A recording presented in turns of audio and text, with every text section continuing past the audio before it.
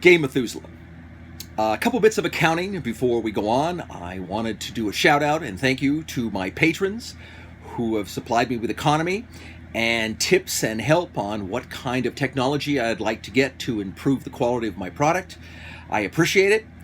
And thanks to James over the Cerritos Apple Store, who's been very patient with me and letting me pick through his brain and overlook my ignorance in technology. Hopefully he'll be able to help me get this all landed so I'll be able to get everything going smoothly. But we'll see.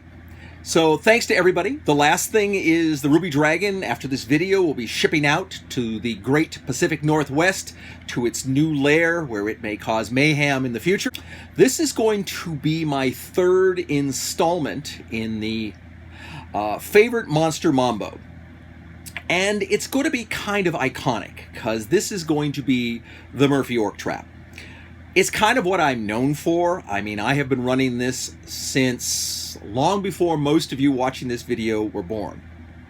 Most of my friends who've played in it feared and dreaded it throughout the years of me running Dungeons & Dragons and various other role-playing games. And I think a lot of people learn from a lot of these things, like the Murphy Orc Trap and other things, and were able to improve their own games and their combat tactics and abilities and make their games more exciting. And to that end, I've really enjoyed it. So without further ado, here we go for favorite monster Mambo, Murphy Orc Trap. Okay, this would be the basic variant layout of the Murphy Orc Trap. What you have here basically is your standard snaking corridor with a couple pieces of interest. One, there's going to be this demonic statue item. Could be anything. Could be just a bunch of packs. Could be a dead body. Could be whatever you want. But the idea is to draw the attention to this position. Now, two other things you're going to have. You're basically going to have either a secret door here or some kind of new construction. So depending upon the level of the party, the CR of the challenge, it becomes more difficult. So you can make it easier, giving them a chance to detect this. That obviously changes the whole parameter of this encounter, but you can make it difficult enough. Now, some creatures, even though they're not as strong, like kobolds, might be substantially better at making it difficult to find trap. But again, that's up to you. The second thing is there's usually some kind of a pit trap here. Now, what you may or may not do is you may not lay this out. You may be just going along, drawing it out on your whiteboard. You might just be having it talked through and like people are writing it on the graph paper. But the party is coming down. Now, because I've been working a lot on D&D Zero, I'm going to show you a lot of my old D&D Zero figures. Really love a lot of these figures. They bring back a lot of nostalgia to me. In fact, this elf right here, my little elf archer, Seamus, is the absolute first character I ever ran in D&D in 1975. It's a Decree-Spieler elf archer. The paint job is exactly how I painted it. The only difference is I'm betting this has been touched up at least 3 or 4 or 5 times because this guy played for a long time. But as the party sets up, as you've noticed, I've removed the walls because I find that to be a little harder to see. So I tend not to like running with walls, but it looks visually very attractive and people like it. So here's our party forming up. And the rogue is going to lead, followed by at least 1 or 2 of the fighters, and then 1 or 2 of the magic users. We might have a druid or another arcane user. This is a female character from the 70s, and as you can see, she seems to be wearing some kind of a leotard here. Now, in all reality, I'm guessing she was supposed to be naked, but somehow we have a dress code in most of my dungeons, and we didn't allow this. So I would paint them up because really, I mean, this is not how adventurers should look. They should look like she's trying. And I painted her up to be sort of a druidic type wizard with a little snake staff and stuff, and she got used a bit. But here's this party. Now you, of course, have your local little clerics, little zealot clerics and stuff. This is all not uncommon. Archer may be at the back of the party, a secondary fighter to sort of protect the issue, even another fighter who might be back there. But let's assume for the sake of argument the spearman's in the back, this sort of paladin-esque type fighter with the 2-handed swords kind of leading the way. And this is your party of 10. Now, that looks really weird to I know a lot of you. But you must understand, until I was 30 years of age, I thought the average party size in a dungeon was over 12. So this is actually for 1975, 6, and 7. a relatively small party. But let's assume again, as you're going down, you make this as difficult as you want as far as using their passive perception, however they're going to use it. If it is, say, new construction, maybe the elf doesn't have an advantage in detecting secret doors. Maybe it's one of these things that if someone has some additional skill in whatever, masonry or something, whatever you want to actually give for your characters to maybe notice it. Maybe it's dwarves who notice the new construction. Strictly up to you, and in this case, because of this party makeup jar, there are no dwarves. Assuming you are fortuitous enough that they have not detected this continues on. The interest you want to always stress is on the statue. Ooh, it's something mystical. It looks unusual. It's all maybe a precious stone or has something in it or possibly even made out of precious metal. Hopefully you're going to entice the party to move up and take a look. Now, if they don't have a rogue, or if the rogue doesn't go along and the rest of the party stumbles forward, you have your trap here. Now, normally a simple pit trap is good enough. If the rogue finds it, you denote it, as I have done so here. If not, of course, you can just leave a basic, undetected until that point. But you never know. Sometimes the blundering plate fighter stumbles forward. He activates the trip.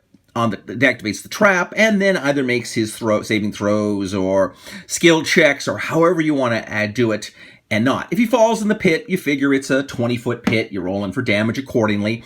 And what it does, it makes him difficult for him to be able to get out unassisted. The rogue, if he does go up here, he finds that actually the statue is pretty innocuous. Doesn't have to be anything special. But this is where the party, and the adventure, and the trap all take place. If they're not, assuming that everything has gone good and they have discovered the trap, activated it, and not fallen into it, you have your full party. But the monsters are going to know at this point that you have encountered their location, and that is where the trap takes place. Normally your party is going to move up in good regiment to protect all their members. Somebody's going to watch the rear. And now the Murphy Orc Trap takes place. But this is what the party of adventurers do not see, and what they are unaware of. This is an elaborate orc trap. In this case, it's goblins. Again, I'm looking at this from a D&D 0 point of view. So, we're not really counting numbers. We're not really looking at CR ratings. None of those existed back in the day. But this was not an uncommon encounter. Goblins did not have a lot of hit points and alike. And this is what you would see. But what you have is an elaborate goblin lair. And since they are aware of the party, they have moved into combat positions. You have forces on behind both doors and behind this either secret door or new construction, which they will break through. And the combat will now ensue. Now, as the combat ensues and starts out, of course, the goblins might have some additional leaders, like we might have a little magic user, potentially cleric or something like that, something that rallies the troops, maybe gives them a morale bonus or something. Not uncommon to have a leader. Well, wait a second. Maybe that isn't an orc leader, goblin leader. Maybe it's an ogre leader. Or, wait, how about a troll? Maybe a troll leader would be fun. No, that doesn't sound right. How about a balrog? Wait, let's not go crazy. Let's go back to our little goblin leader. Assuming that it's not a ridiculously high-level encounter, you've run into what amounts to a large underground goblinoid complex. You're going to have great treasure in this. This is what you're going to want to give out. But this is how the battle ensues. They activate the secret door, and the goblins will now sort of pour out into the party. The difference, of course, now is, instead of running into their frontline fighters, these guys are now in the back of the party, engaged maybe with the archers, engaged with potentially non-combatants of various type of forces that might be at the back. They're going to move up as best they can to try to fill out the spaces, and there where they can get shots, you have lots of archers, because of course goblins all carry short bows. It's going to be the same going in the front. The door is going to open here, but of course there's this pit trap now right in front. So they may not look too heartily to race out and get directly into the fray. What they might do is just set up and start shooting shooting arrows at the party. The same from this position over here. The door on the far right now again opens just like all the others, and these groups pour out. Now what they'll do is put the defendable fighters up front to basically protect all the archers in the back, and they can pour arrows in amongst the heroes as they're able. Now, again, the numbers can vary, the levels can vary, the type of creatures can vary. It's all going to be, of course, up to you. And, of course, the level of your party. But this is what you're going to start to see. The battle will be on multiple fronts. You'll be fighting in the front. Maybe the heroes have to battle in this direction. You'll be fighting on the back side. They'll be fighting this way. And there'll be a secondary flanking force coming. This is the Murphy Orc Trap. Fun and frivolity will now take place all over the place. As you can see, the non-combatant characters will have to try to maybe move in between what fighters they can basically keep protecting what's the front, take defensive measures as they can, cast their spells to do the damage onto the goblins as fast as possible. Now, of course, they could be orcs, they could be bugbears, they could be gnolls. It just depends on what you're using. They could be kobolds. It all depends on what you have and how you're running it, and again, the levels. The characters who are maybe not normally expected to fight are now going to find themselves directly in melee with what usually is going to be maybe one of the stronger parts of the goblin force. So it's going to be challenging here. I mean, this goblin could be an ogre, whatever the situation is based upon what your need is. The few fighters that are good and in the front, they're going to be having to fight a lot of opponents. This is how it goes. Now, for those of you who are using CR and going to be obviously playing this in 5th edition, you can look at the Dungeon Master's Guide on larger parties. If this, you had a party of this size, because realize that over 5 characters, you double the CR of the challenge, which allows you to run lots of small creatures. And that's really what you want. You want to basically run lots of really not so deadly creatures, but they're interesting and they fight, and you fight them smart. Where they can defend, they do defend in dodging, that type of thing. Where they can use their bows, they do. And they're going to constantly put pressure. This maybe forces some of the fighters in the front to maybe come back to help the less combatant-oriented characters in the rear. But the fight is going to be all entangled. It's going to be a very dramatic encounter. The thing about this is you have to kind of be very careful and wary as you're running it, because this is notorious for trashing parties that are not prepared or not well designed. And that's not an uncommon thing for new players to do. So I think this is good. I wouldn't necessarily want to see this run against first levelers, but it was not uncommon for me to do so. But it's exciting. And if you do so, make sure you run smaller characters and keep mindful of the size of your party and the size of the opponents you're throwing against them. This can be quite fun and really challenging, and it will set the stage for a very dramatic future of letting your players know never to anticipate that things are just going to be basic. This battle you see here was not an uncommon occurrence to have in D&D 0 back in the early 70s. This level of goblins, as you can see, since they are all painted, often would hit the board. And a party of 10, a party of 12, not unlikely. And since CR and weird little things weren't working out, you basically just went based on hit points and levels and stuff. And this would not be an uncommon battle against a bunch of maybe 2nd level, 3rd level maybe characters. If they were a little higher, you'd start to see more nasty things coming into it. This battle's going to go on. It could be very nip and tuck. It would not be uncommon to see multiple player characters go down. It's going to really require a lot of good planning, maybe a lot of your healing potions. Hopefully they've prepared themselves for this. A little bit of luck, a little bit of bad luck going against them. It would not be uncommon to see a legendary Murphy party trash. So, something to be aware of when you're playing it. But it's a lot of fun. I'll try to give you another panoramic of this now so you can sort of see it. But this is sort of common ally in the way I would run these little traps. Almost always in dungeons. Usually you didn't even want to make them a location.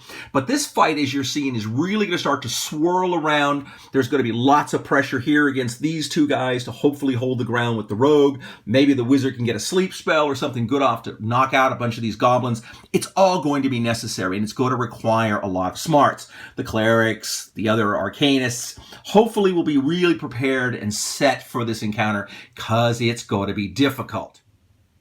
Now, this is what I show as what I call the standard.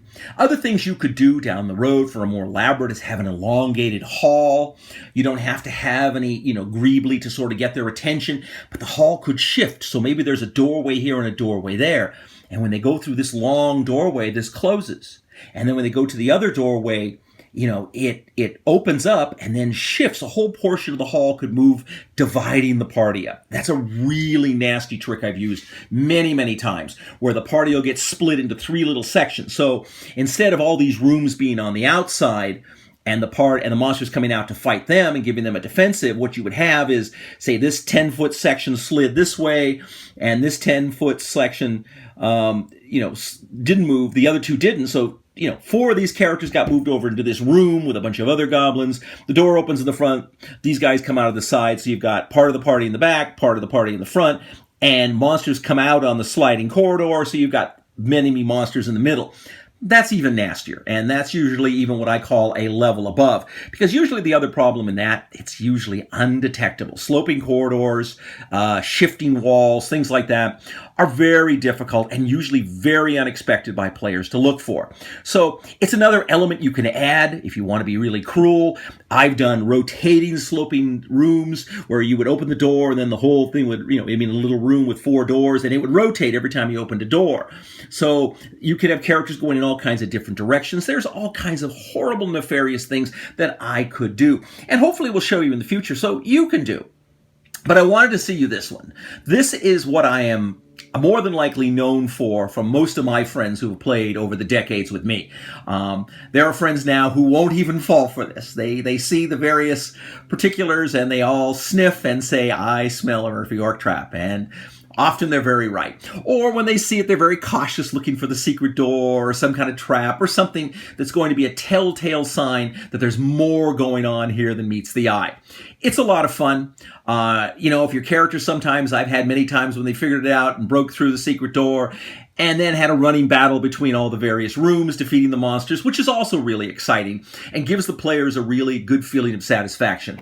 Remember to really up the treasure in these things, because this kind of a defensive location for the monsters does make it very difficult for the characters. Well, guys, I hope you enjoyed the video. It's very tough trying to do this with very limited resources, but I think things are improving and my skills are improving, slowly. But I'm having fun and I'm enjoying it. So if you like what I'm putting out, subscribe or, and recommend me to your friends, because obviously the bigger my numbers get, the more reach I can get. If you don't like me, do me a favor and tell me so in the comments. I always read everything, and I enjoy when people get up there and challenge me on both my position and what they like and don't like.